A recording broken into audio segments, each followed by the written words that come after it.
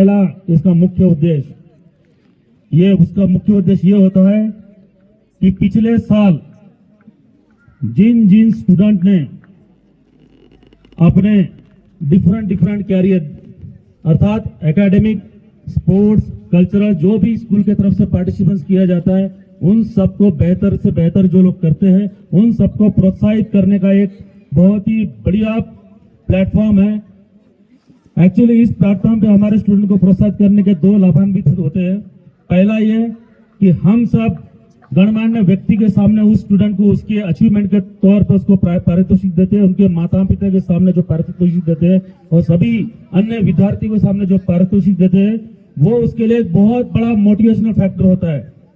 इस motivational factor के कारण वो सदा निरंतर इसी तरह मेहनत करने के लिए ललचायित रहता है और प्रयासरत रहता है।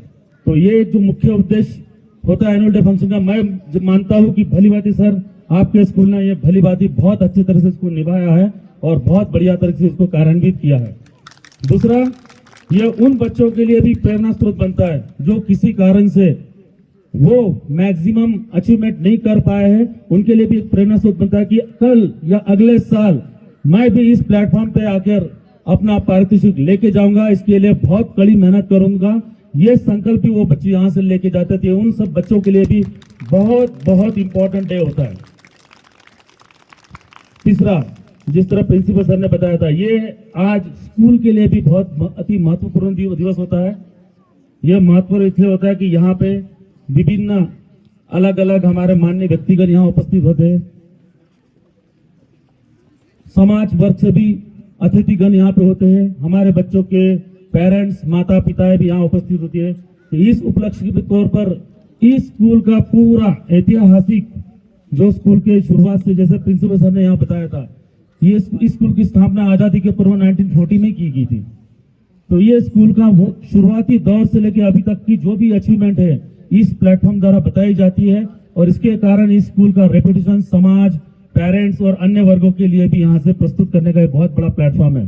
सर ने जिस तरह अपने स्कूल के बारे में जो शुरुआती दौर से बताया है कि 1940 से स्कूल की स्थापना हुई थी, तो मैं मानता हूँ कि भली बात ही सर ने जितना स्कूल के शुरुआती दौर से लेकर आज तक का जो अपना अचीवमेंट है, बहुत कड़ी मेहनत के साथ स्कूल के सभी प्रबंधकों के मेहनत के द्वारा यह स्थापित हुआ है। इसलिए सर मैं आपको तथा आपके सभी स्कूल के जितने भी एडमिनिस्ट्रेटिव इन्वॉल्वमेंट है सभी को इस बात की बधाई देता हूँ कि आपने बहुत बेहतरीन तरह से अपना जो भी बच्चों को देने की कोशिश किया है। मुझे इसमें कोई दो राय नहीं है, कोई शक नहीं कि आप भविष्य में इसी तरह देते रहेंगे। साथ ही साथ स्कूल इस एनुअल डे के फंक्शन अपने भविष्य की तैयारी के बारे में बता दे, जैसे सर ने बता दिया था अपने संबोधन में। तो एक महत्वपूर्ण 4 बिंदु होते हैं और मैं समझता हूँ कि सर ने इस बिंदु को पूरा बहुत अच्छी तरह से यहाँ पे एग्जीक्यूट करके दिखाया है, अपने संबोधन में भी बताया है।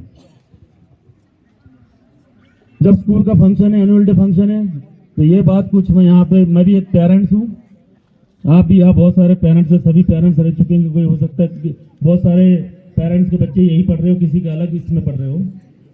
तो एक बात जरूर मैं पेरेंट्स के बताना चाहूँगा, क्योंकि मैं खुद पेरेंट हूँ। एक बात हम सभी ने पेरेंट्स ने याद रखना चाहिए, parents are the first teacher and teachers are the second parent. हम मानते हैं पेरेंट्स कि हम सबसे पहली शिक्षा बच्चों को अपने घर से देते हैं, लेकिन ये बात भी अपने ध्यान में जरूर रखना चाहिए, टीचर सिर्फ टीचर नहीं है, they are the second parent. जब बच्चा स्कूल में जाना स्टार्ट करता है तो मैक्सिमम समय जो स्कूल में बिताता है, तब हम उसके साथ नहीं होते, तब वो स्कूल के टीचर, स्कूल के सभी लोग जितने सहयोगी होते हैं, सारे हमारे बच्चों के साथ शिक्षा देने के लिए नहीं होते, एक पेरेंट्स की तरह वो हमारे बच्चों की देखभाल करते हैं। तो मैं यही कहूँगा हम पेरेंट्स के तौर पे कि हमने सिर्फ स्कूल के बच्चों की प्रगति पे ध्यान नहीं देना चाहिए या सिर्फ उसी बात पे ध्यान नहीं देना चाहिए। हर एक टीचर जो स्कूल एडमिशन से जुड़ा हुआ है, उन सभी का हमने तहे दिल से सम्मान करना चाहिए, क्योंकि वही हमारे पास हमारे बच्चों के बच्चे हमारे छोटे से ग्रोथ करते, उसके बाद जब बच्चे स्कूल में जाते तो सही मायने में वही टीचर के साथ साथ सही मायने में हमारे बच्चों के पेरेंट्स होते हैं। और एक बात यहाँ कहना चाहूंगा, हम बच्चों के लिए अपना सपना जरूर देखते हैं कि मेरा बच्चा भविष्य में ये बने वो बने।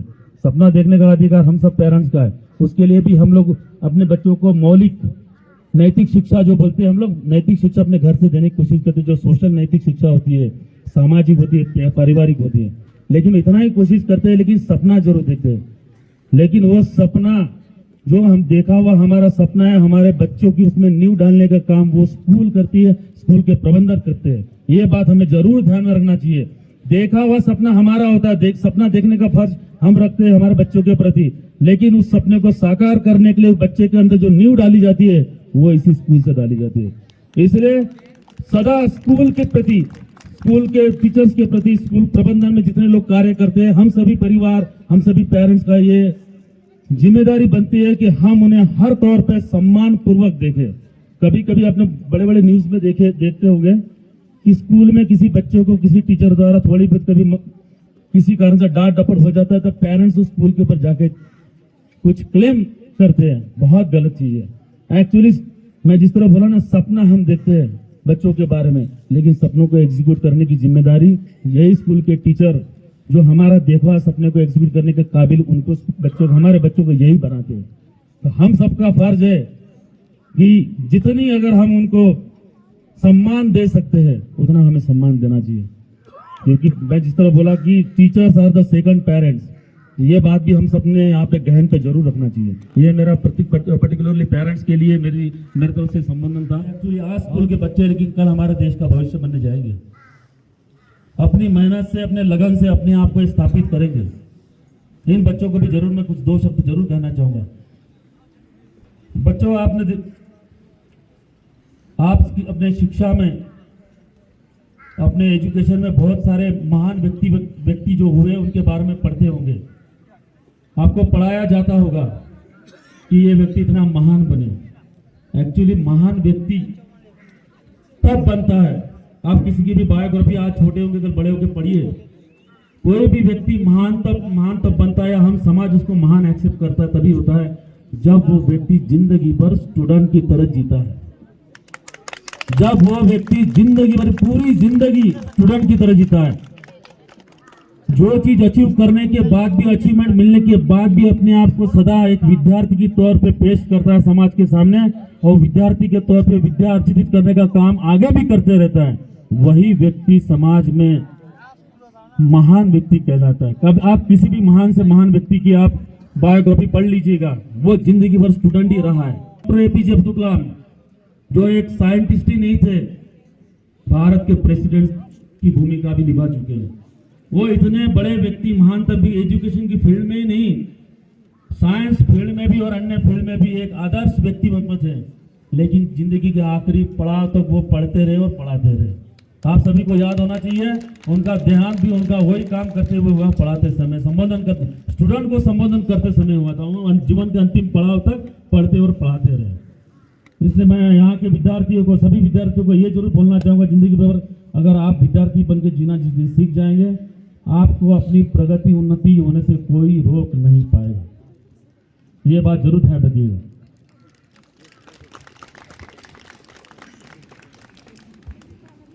और एक चीज जरूर बच्चों को जरूर बताना चाहूँगा, हो सके तो पेरेंट्स लोगों को पता हो ना हो, हम एजुकेशन फील्ड में 3 शब्दों का बहुत अच्छे से प्रयोग करते हैं, लिटरेट, एजुकेटेड एंड स्कॉलर।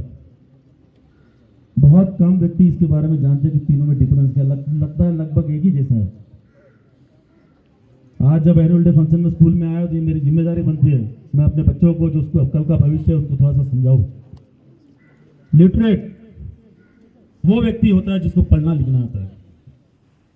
आज हमारे देश की साक्षरता काउंट की जाती है कि व्यक्ति को पढ़ना लिखना आ गया, बता साक्षर, हमारे देश के इतना परसेंट साक्षर, उतना परसेंट साक्षरता सिर्फ पढ़ने लिखने तक ही सीमित है।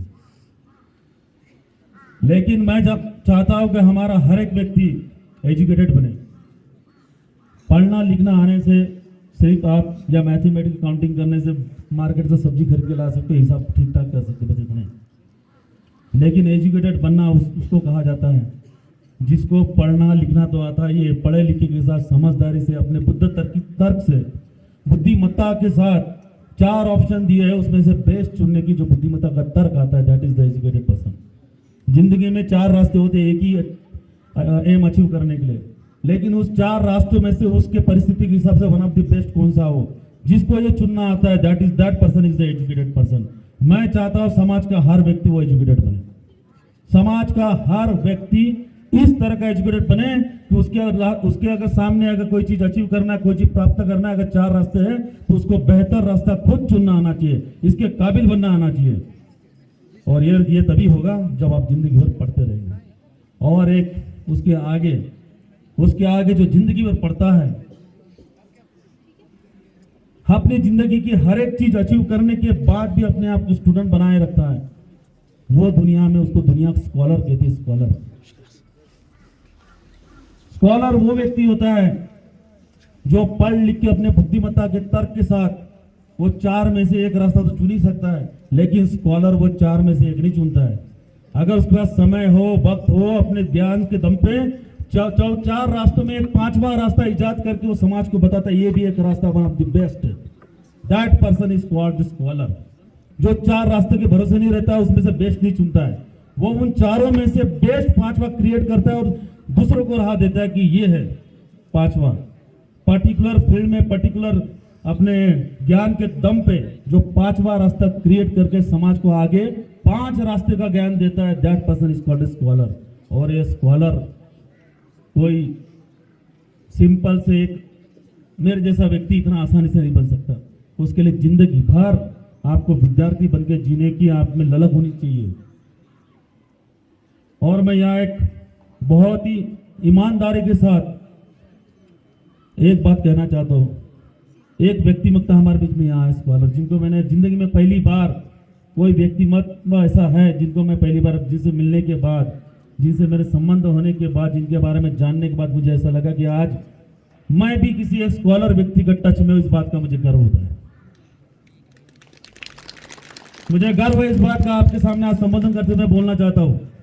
मैं भी जिंदगी में पहला व्यक्ति मुझे मिला है जिसके टच में हूं। स्कॉलर के नाम मैंने बहुत सुने हैं, उनको पढ़ता हूं, उनके बारे में सुनता हूं, समझता हूं, लेकिन मेरी मुलाकात नहीं, मेरी पहचान नहीं है। लेकिन यहाँ जब मैं हिमाचल में पोस्टिंग होगा, मुझे एक व्यक्तित्व ऐसा मिला जिसको मैं स्कॉलर कहता हूँ, दिल से स्कॉलर कहता हूँ, उनके नॉलेज के दम पे स्कॉलर कहता हूँ, उनके रिसर्च से मैं उनको स्कॉलर कहता हूँ। वो स्वयं और कोई नहीं है, आपके सामने उपस्थित है, डॉक्टर वाली सर। सही में मेरी भी इच्छा है कल मुझे 10 साल बाद या 15 साल बाद कोई मुझे स्कॉलर कहे।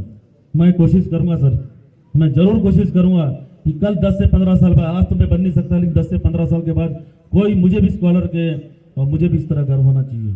मैं लेकिन सर सही में गर्व के साथ बोलता हूँ, जिस व्यक्तिमत को जिस दिन से मैं मिला हूँ, इनके बारे में थोड़ा थोड़ा समझ के जान के, इन्होंने जिस तरह की आज भी स्टूडेंट की तरह जीते हैं, स्टूडेंट की तरह देखिए अध्ययन करते हैं यहाँ पे, मेरे से बहुत बेहतर तो आप जानते होंगे शायद। मैं तो लिमिटेड ही जानता हूँ सर को, जितना जाना हो इस बात के लिए मुझे गर्व है कि मैं जितना सर को जाना उससे मुझे समझ में आ गया कि ऐसे व्यक्ति के सानिध्य में अगर मैं रहूंगा तो मेरी सोच भी, मेरा कल का जो मेरा कर्म भी है एक सही डायरेक्शन में, पॉजिटिव वे जाएगा। जिस फील्ड में भी मैं काम करना चाहूंगा एक पॉजिटिव वे सोचूंगा, इस बात का मुझे 100% भरोसा है। तो किसी बच्चों को मैं यही बोलना चाहता हूँ, बच्चा स्कॉलर बनना है तो किसी और को देखने की जरूरत नहीं, आपको खुद स्वयं प्रिंसिपल सर को एक बार देख लीजिएगा, उनके बारे में जान लीजिएगा, समझ लीजिएगा, आपको ये इतनी मोटिवेशनल एनर्जी मिलेगी कि लाइफ में आप भी स्कॉलर बन पाओगे। थोड़ी कड़ी मेहनत वही है कि जिंदगी भर स्टूडेंट बनकर जीने का जज्बा होना चाहिए।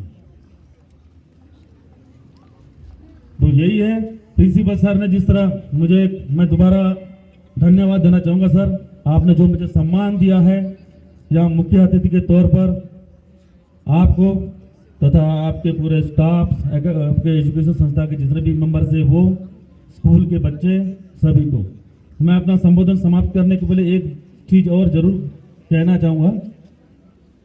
जो कहना चाहूँगा उसको 2 लाइन में गुनगुना के कहना चाहूँगा। एक बच्ची ने बहुत प्यारा सा हिमाचल का फोक सॉन्ग था, वो बोलने की कोशिश किया था, उसी पे 2 लाइन मैंने जोड़ने की कोशिश किया।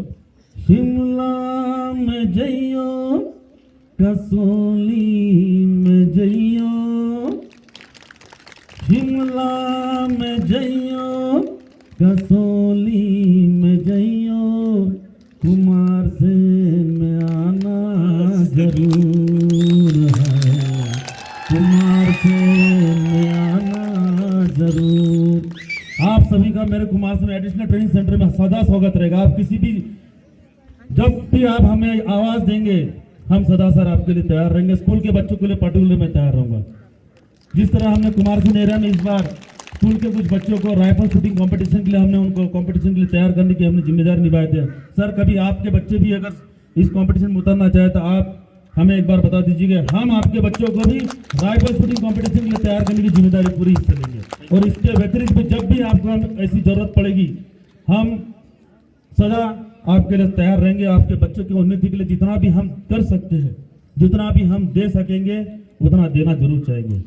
तो मैं अपना संबोधन यही व्यक्त करके एक छोटी सी मैं डिक्लेरेशन करना चाहता हूँ। हमारे तो छोटी सी भेंट मैं अपने स्टूडेंट बच्चों को देना चाहता हूँ जो कल के भविष्य है। 5,100 रुपये मैं थोड़ी सी एक मदद के तौर पे जो कल बच्चों के किसी भी इवेंट में सर उनको प्रोत्साहित करने के लिए देंगे। तो मैं मेरे तरफ से एक छोटी सी भेंट अतिरिक्त प्रशिक्षण केंद्र कुमारसैन एसएसबी की तरफ से आप लोगों को बच्चों के लिए एक छोटी सी भेंट मैं डिक्लेयर करता हूँ इस मंच से। अगर आप, क्योंकि सर और एक बात मैं जरूर कहना चाहूँगा, इस मंच पे जब बैठा था मैं, जब भी मैं किसी भी एनुअल डे फंक्शन में बैठता हूँ तो मुझे ऐसा लगता कि मेरे का विद्यार्थी फिर से जाग गया, मैं भी कुछ परफॉर्म करना चाहता था। अगर आपकी इजाजत और आप में 5 मिनट का संयम हो तो मैं भी एक पैट्रियोटिक सॉन्ग बोलना चाहूंगा। संयम करेंगे? मेरी जान से प्यारे तुझको तेरा देश पुकारा, जा जा भैया।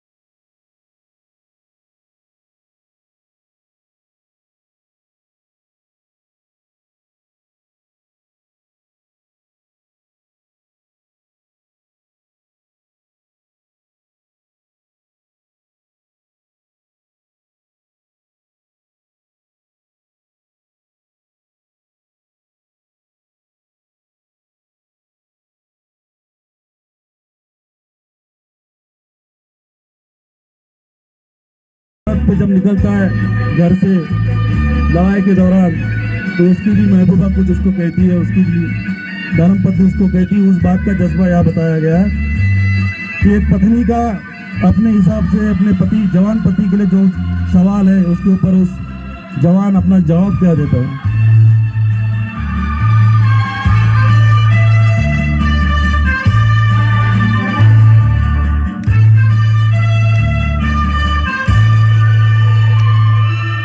अच्छा चलते हैं, अच्छा चलते हैं, कब आएंगे ये कहना मुश्किल होगा। तुम कहती हो खत लिखना, खत लिखने से क्या हासिल होगा। खत के साथ रणभूमि से विजय का जो पैगाम आए,